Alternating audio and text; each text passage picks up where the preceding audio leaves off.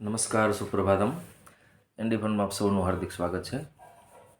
હમણાં ઓલું વરસાદ ને વાવાઝોડું આવ્યું સાઉથમાં, તો કવિ મારે જો બેઠો છે કાદો ખૂણે કે ઠંડી તારી અનોખી રીત, ભર શિયાળે બાંધી સાવન હારે પ્રીત, ઝઘડે ચડિયા સ્વેટર અને રેનકોટ, કોની હાર કોની જીત કી. આવું હે બધું. વરસાદ આવે શિયાળામાં શું થાય એમ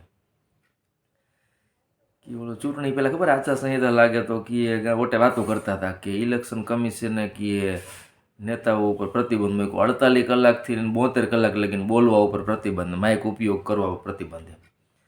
તો કે શું ઘરે પ્રોબ્લેમ જાજા હોય ને કે આ ઇલેક્શન કમિશન વાળા ઘરના ઓર્ડર લઈએ ખરા કે તો આપણે ઘરે થોડુંક એવો નોટિસ મરાવી એમ. તો ઓલો કે ચૂંટણી કમિશનર સાહેબ રહ્યા ને પોતાને ઘરે પૂછીને પત્તર કહીશે કે એને ઘરે પૂછવું પડતું હોય ગયું કે આજે મને એકદમ વડાપ્રધાન જેવી ફિલિંગ આવે અંદરથી એમ. તો કે એ કેવી રીતના આવે છે કે તો કે ટ્રાફિક જામમાં ફરતી બાજુ કે ગાડીઓનો કાફલા હોય ને મને એમ લાગે મારા સિક્યુરિટી માટે આટલા બધા આવ્યા હાય કે બરાબર.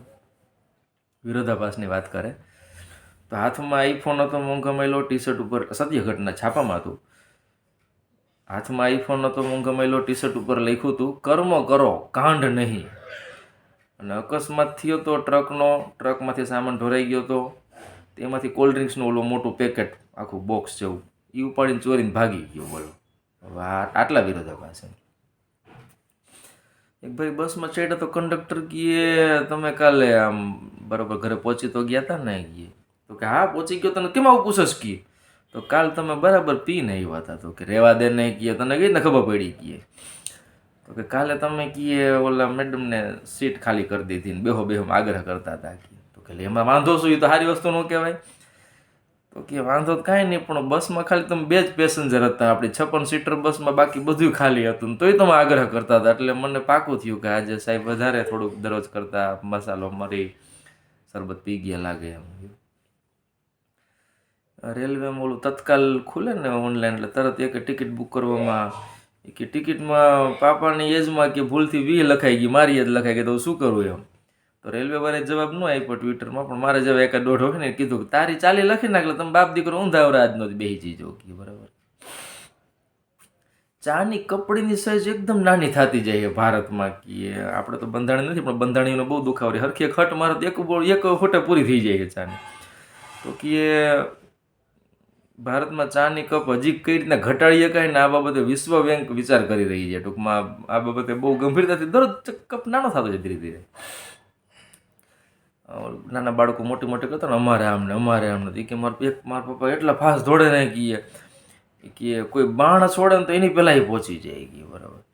તો બીજું કાંઈ ન કહેવાય કે એટલા ફાસ્ટ દોડે ને કે બંદૂકની ગોળી છોડે ગોળીની પહેલાં પહોંચી જાય. કાંઈ ન કહેવાય. મારા પપ્પા તો ટાઈમથી આગળ કીએ બરાબર. 5 વાગે છૂટે નોકરીએથી 4:45 જ ઘરે પહોંચી જાય, 4:30 પહોંચી જાય. તો વળી કે નીચે લખ્યું સરકારી નોકરી હિસે ન કરે એમ ન હોય. એક હોટલવાળાએ બાયણે બોર્ડ માર્યું, અંદર માર્યું બુફે ટાઈપ હતું ને લેવા માટેનું હોય ને બધી એમ કે પહેલાં બધું થોડું લઈને ચાખી લઈ જાઓ, પછી ખૂટે જ લઈ જાઓ, જો વધશે ને તો એનો વધારાનો ચાર્જ લાગશે, પૂરેપૂરું ડિશ સાફ કરી નાખે તો ડિસ્કાઉન્ટ મળશે કે no excuse please, you can afford, I can afford but the nation can't afford, avoid wastage. Penalty ન કરે કે બરાબર એના ઉપર. આપણે અહીંયા ઓલા ડ્રાઈવર ઊંઘી જાય ને અધિકારી ઊંઘી જાય ને, અરે પાયલટ ઊંઘી જવાના દાખલા છે કે ઓસ્ટ્રેલિયામાં એક પાયલટ જતો હતો તો ઊંઘી ગયો તો આગલા સ્થળે વહી ગયો 50 કિલોમીટર આગળ ગયો. પછી ખબર પડી કે એ PA-31 એરક્રાફ્ટ હતું ને એકલો જ હતો હાંકવાવાળો.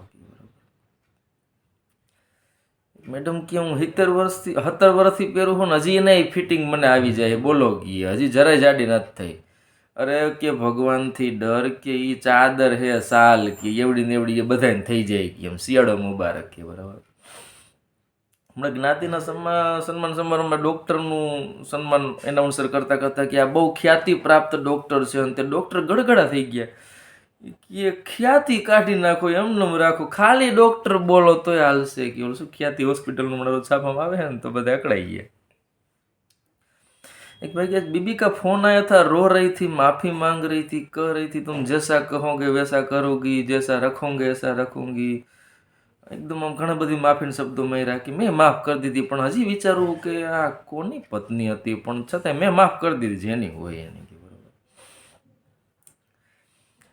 કે ઓલો ગાડીમાં કંઈક પંચર પંચર પડ્યું હશે ને એ મોટી ગાડી છે, બોલેરો ટાઈપ મોટી, ત્યાં 8-10 જણા હેઠે ઉતર્યા. ત્યાં તો એક જણો આવ્યો આમ વ્હાઈટ કલર ટાઈપ કપડાં પહેરીને, કે તમે કેટલા જણા છો? તો કે 8. અહીં ચાવાળા, આના માટે સ્પેશિયલ ચા બનાવું અને ગાંઠિયા પણ મોકલ ગરમા ગરમ. પછી માંડ્યો બધાને કાર્ડ દેવા કે હું વીમા એજન્ટ છું ને તમારી ઉંમર કેટલી ને. બોલો કે રહેવા દે ભાઈ, ચાના પૈસા અમે આપી જઈશું, તું પડેથી. એવા કંટાળ્યા બોલો. ઓલા જે ગાડી આવે ને એક્ટિવા જેવું ઇલેક્ટ્રિક, તો શંકર ભગવાનના ભગતે ઓલાની આગળ લખી નાખ્યું BH, ભોલા. ભોલા ભંડેરિકા આશીર્વાદ. ટૂંકમાં કંપનીને આમ મોડિફાય કરવામાં તો આપણે એકદમ પંચનું સરપંચ કેમ કરી નાખીએ ને જેવું કામકાજ. બરાબર. ચૂંટણી હાલતી હતી, એક કાકા ઘેઠા મત દઈને બહાર નીકળ્યા. પછી કે તાર કાકીનું નામ હે એ દઈ ગયા મત? તો કે હા દઈ ગયા. કેમ કે કામ હતું ક્યાં? તો કે હા કે થોડોક જલ્દી આવત તો ભેગી થઈ જાય, કે 15 વર્ષથી આ મરી ગઈ છે પણ મત દેવા મારી પહેલાં પહોંચી જાય. મારે એક દી એને પૂછવું છે કેવું છે ને સ્વર્ગમાં નર્કમાં ક્યાં ગઈ છે ને કેવી રીતના અપડાઉન કરસ. ચૂંટણીમાં શું બોગસ વોટિંગ થાય ને એનું છે. કે ઇલેક્શન જાહેરાત થાય ને તો તરત ફોર્મ ન ભરી દેતા, દવાખાનામાં દાખલ થઈ જો. 400 જણા ખબર હતા પૂછવા આવે ને તો મતનું ફોર્મ ભરજો કે ઉમેદવાર તરીકેનું, નહીંતર કે ડિપોઝિટે જઈશે. કે બરાબર. ઓલું મેરેજ એનિવર્સરી હોય ને તો એક લખ્યું હેપી મેરેજ અનનેસેસરી, ટૂંકમાં સ્પેલિંગમાં ભૂલ થઈ ગઈ. તો નીચે એક લખ્યું કોમેન્ટમાં, જીવનમાં કાયમ બધું જરૂરી હોય એવું કરવું જરૂરી નથી. કે બિનજરૂરી કામકાજી કરી નાખે, સેવા તો સેવા એવું માનીને કરી નાખે. બરાબર. આવજો.